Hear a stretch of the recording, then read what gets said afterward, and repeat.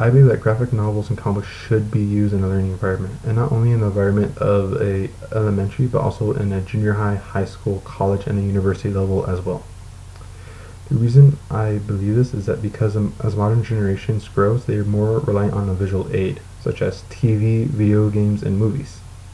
This can be seen in a modern day classroom, whereas when a teacher or professor gives out assigned reading, they have to physically say, do not watch a movie that's based on this book.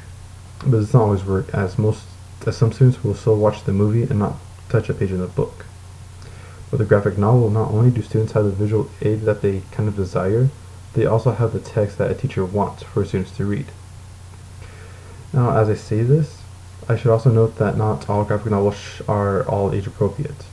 As with the literature, you wouldn't give Heart of Darkness to a first grader, or vice versa, you wouldn't give a college student who is majoring in engineering a Bernstein Bear book, as this is ridiculous. An example of this would be From Hell by Alan Moore, which is a graphic novel and explains a lifestyle of Jack the Ripper, who is known for his notorious murders in London in 1888, which is not kid-friendly. But also, it should also be noted that most people just think as superheroes in a comic book, which are just muscular men in tights who are going off to beat up a supervillain to get the girl. But this is not always true, as it can be seen in The Sandman, which is written by Neil Gaiman. At part of the story, the Sandman, who is the king of dreams, has to go into hell to retrieve a tool that was stolen from a demon. When he goes to hell, he meets Lucifer. Now this is where a big difference happens. As the Sandman, he is seen as a tall, scrawny man who is pale white and clothed in black clothing. Whereas Lucifer, the devil himself, is almost seen as a beautiful man in white robes, which is a big difference from normal day comic book. What's more though is whenever the Sandman has his tool back from the demon and he goes off to leave hell, Lucifer and a horde of demons confront him, saying they will not allow him to leave hell. Now, in a normal person's mind, this is where the story where the Sandman busts out two guns and starts shooting demons left and right to fight his way out of hell. But this does not happen.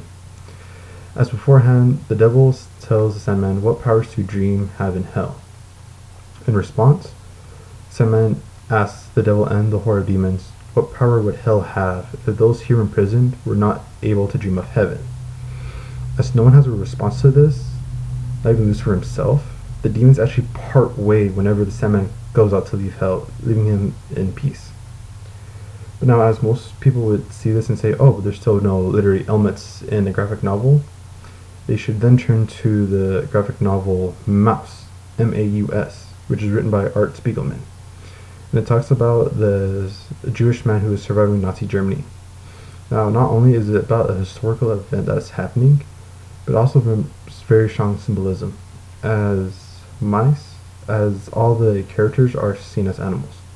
The Jewish people are seen as mice, the Nazis are seen as cats, the Americans are seen as dogs, and the Polish people are seen as pigs.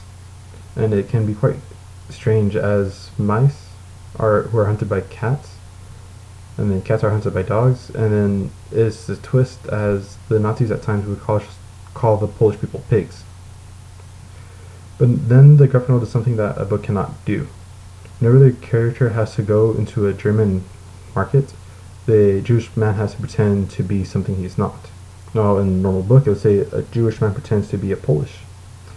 Graphic novel actually shows this physically, as the reader sees a mouse which has the mouse ears and the mouse tail, but wearing a pig's mask, which in turn means that a Jewish man pretending to be a Polish person. And this actually has a strong effect as the reader notices this, but the other animals or other characters in the book don't notice this, and they just see a Polish person, not a Jewish person. Because of these reasons, I believe that graphic novels and comic books should be used in a learning environment. Thank you.